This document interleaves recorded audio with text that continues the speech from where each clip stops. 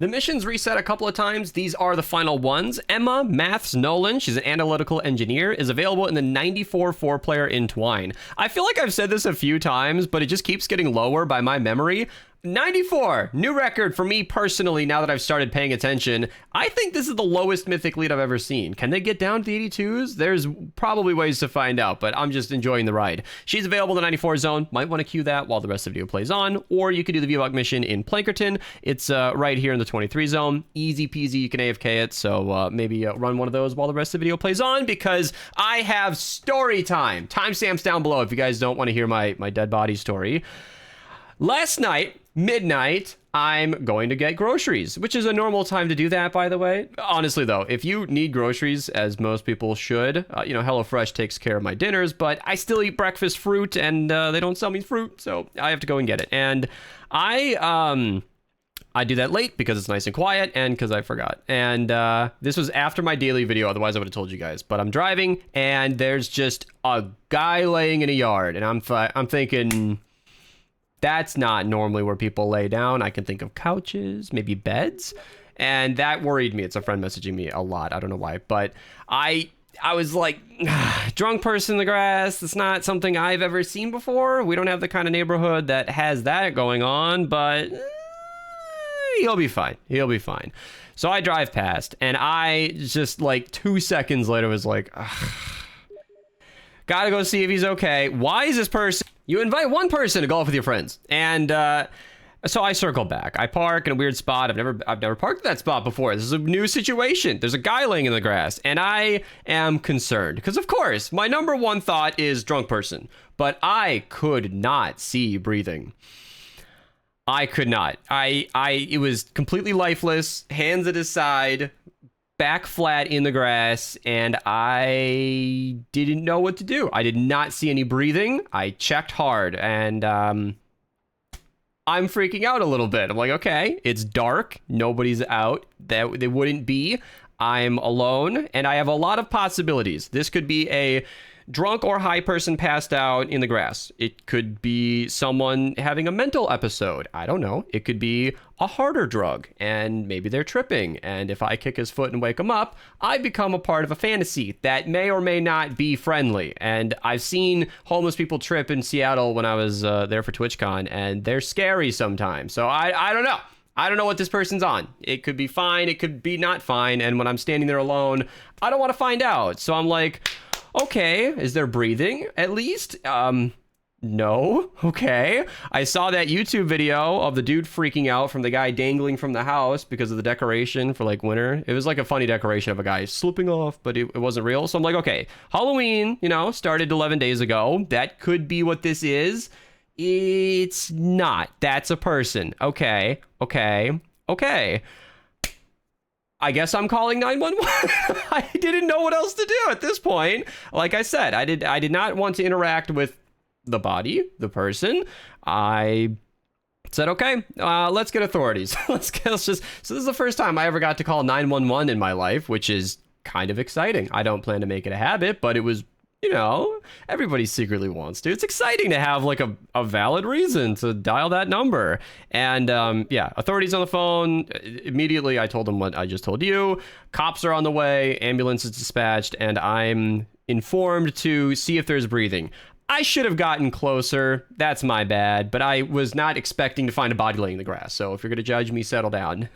I got a little closer, and I did see breathing. So I told them how often his chest rose. That's what they wanted me to do. And then they wanted me to like adjust his head in some way that I honestly didn't understand exactly what they wanted me to do. But it never mattered because as soon as I put my hand on the forehead, he woke up. So I startled him awake. All right, not dead, not dead. That is 2 thumbs up. But now I have another concern. Are you okay? I'm so sorry. This is about to get very confusing for you. He woke up and sat up, and it was great timing because at that point, it must have been a slow day. 6 police cars. Fucking 6 squad cars with lights going. Not sirens. They don't do that in a residential area at midnight. Lights on, just curl around the block and all get out immediately, and they see that he's awake now. And imagine passing out for any reason and waking up to like a parade of police. I was a little embarrassed, but as you know, genuinely concerned. And I asked, the first thing they said was, "You're not in trouble," to him, "but are you under the influence?" And he said yes. He had taken a can of beer and like 4 Locos, which I did not know what that meant. This is what I was told. All right, Dad Googled it and found that it's like a painkiller type of thing. But Sig had more information. He sent me this picture. Apparently, 4 Locos like a thing, like it's an actual drink, which makes sense. But what Sig told me is that people drinking 4 Loko are notorious for near-death experiences. This is Sig's opinion. It's got to be one of the worst malt beverages ever made. They're huge cans. They're double the alcohol per ounce of regular beer, and they're generally fruity flavors. And I can see that it's caffeinated, which, as you guys know, I don't have a plug anywhere. Advanced CG is something I like. I don't mind caffeine, but when you're combining caffeine with alcohol and a carbonated drink with who knows what else is in there, yeah, that sounds like the kind of thing that could lead to some issues. So Sig thinks I saved a life. I won't go that far, but maybe you in the comments can inform more on what was going on. Clearly, he was on this, I'll call that a drug because that's a shit ton of alcohol. And his story was that he had been at a friend's house across the street, a neighbor of mine, and he had called an Uber because he lived 30 minutes away and fell asleep in the process, either prior to calling or after. I don't know. I never saw an Uber driver. So that, unfortunately, for my story, is kind of where it ends. I was just telling the cop about all this, and she's like, well, all right, I guess you can go get your groceries now. And I was like, I guess I can. There's nothing else for me to do here. And in my polite way, I just wanted to be out of everybody's way. I was embarrassed that I called kind of a false alarm, but not embarrassed because I ran over this situation like 9 times, and I call 911 like every time because this was concerning. I was not expecting to find a body in a yard, and this is just not my problem. Even if I had woken him up on my own and he was fine and I did not get attacked, I don't want to be responsible for some kid passing out from drugs or alcohol in my neighbor's yard. That's, you know what? That's just not what I'd felt like dealing with on that night. Granted, I would not call the cops just to avoid helping someone like that. But as you heard, that was not my first or second biggest fear. My first assumption was that someone passed out drunk for alcohol. But my biggest fear was that it's a dead body. So cops got called. And yeah, I mean, they looked at him. They probably got, a good assessment. He's fine, it seemed. I hope he got some treatment. I hope I didn't stick him with a big bill either. In America, our healthcare system, if someone else calls you an ambulance and you say yes to that ambulance ride, you get billed and it's thousands of dollars. And I would feel horrible if I stuck someone with that bill, but that didn't even occur to me until the day later. So yeah, that was Mom's idea. Anyway, all right, that's the story. That's it. That's my 911 story. It's not as exciting as finding an actual dead body, but you know what? Hot take here. I'm glad he wasn't dead. It was okay, but goddamn, that was exciting. Shit, I just tried to get some fruit. I'm out here just trying to get some grapes, strawberries, not involve myself in a murder scene. Anyway. All right, back to Fortnite. Holy moly. All right. The one thing I'm here to show you guys is, I guess, a new song. I'm basically showing you that there isn't anything new, but if you want to get happy in the song, you can use code Mista to check out. I greatly appreciate it. I get 5% of your purchase at no further cost to you. And if you guys want to use my code and be featured on the channel, you can ping me in Discord. This goes for all sponsors, by the way, so I didn't see this in my history. Maybe that's an advanced CG accounting error, but if you guys do want to use my code, and normally I would say get 10% off, this might be like an old link or something, because it's in, no, it said today, yet my code should be 15% off, because, oh, what's this? Oh, is there a new flavor? Mango Dragon Fruit just came out today. You can use, I think all partner codes are 15% off right now instead of 10.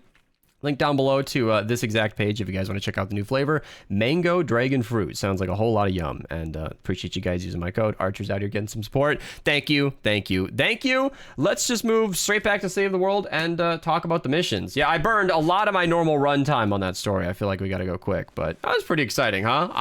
My heart was racing. That was a lot of adrenaline. Super People Llamas are available today. So if you're dissatisfied with just one mythic lead, you can load up your game and see what you get. You could get honestly, a mythic hero or a mythic survivor are like the only things worth 1,000 X-ray tickets. But if you're new to the game and you've got a few thousand tickets, you know, you might have a few decent legendary heroes in there. That could be worth it to you. I'll let you spend your tickets as you see fit. But of course, my recommendation is to save it if it's not a mythic.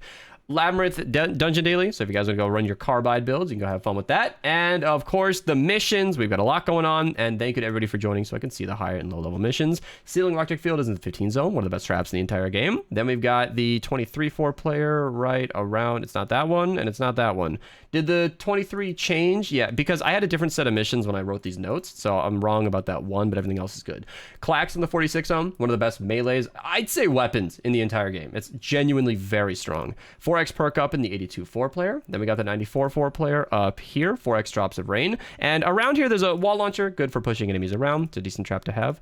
4x perk up in the 108-4 player. Then the 124 zone has Legendary Survivor number 1 out of 2, available in the Ventures 124. Thank you to everybody for joining. I'm going to back out of here so that they know I'm done. And yeah, they're probably a little confused how long I was talking. They probably didn't know about this because in Discord, I was so sneaky. Yesterday, I wrote the most cryptic message ever. I said, damn, right after my video, I called 911 about a dead body. Wish I'd recorded it. Well, story time tomorrow. And then the next day, I'm just like, yo, Monopoly, woo!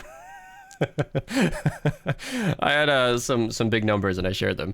4x reperk in both 82-4 player missions. Honestly, Monopoly Go, it's been super fun. It's free to play. If you guys want to check it out, link down below. All of these goals benefit me financially. So if you want to support my channel monetarily while playing a free game, download it, link down below. It has to be a new player to count, but I'd appreciate it. 4x reperk in the 94 zone. I really like it. It's been fun chatting with you guys about that game as well. I like it. Legendary Survivor in the 100 zone, number 2 out of 2. Then we got Upgrade Llama Token number 1 out of 2, and then the Survivors right next to it. So it's just a good lineup over here. It's good to see. Then the 108 has 4x reperk in the 108-4 player. Then we're gonna be skipping ahead to the 124 zone, 4x legendary perk up in the 4-player mission. Then the 140s are okay. You know, epic perk up, Neon Scythe, epic perk up again, and 4x reperk, so you know. And the 160s, I give it a 3 out of 5. Okay, 5x perk up, retrieve the data. Super easy mission modifiers on this one. If you guys want to go ahead and get your 160s on, run that one 10 times. Less easy, probably more fun modifiers in the Ride the Lightning. 5x Eye of the Storm there, and then Repair the Shelter. Easy mission. Even with Death Bomb, it's an easy mission. So 4x reperk and epic perk up is nice because I know people need epic perk up, and those are some good missions for it. In Canny, it gets better. We've got a Thrasher somewhere around here. Is it not? Oh, yeah. I said the rest of the missions were good, but I doubted myself for a second. Thrasher, one of the best SMGs in the game in the 46 zone right there. And then we got another blue perk up mission, since again, people have been commenting about that. Might as well point them out. And Llama Token number 2 out of 2 is available in the 64 Atlas. Yeah, 64 reperk, 4x reperk there. 4x Eye of the Storm, the 74 player. And I actually don't remember the mission. Yeah, there we go, Ranger. I know it was a 70 mission. My favorite AR in the game. Super fun weapon. All right, long video, but story time. I had to tell you guys. Of course. I found a, well, you know, that's the thing. From a story perspective, I did not find a dead body, but from my perspective, there was a short window of my life where I genuinely thought I was looking at a dead human, and that pumped a lot of adrenaline in my system, and now I have imparted that story onto you. All right, I'm out here. Goodbye.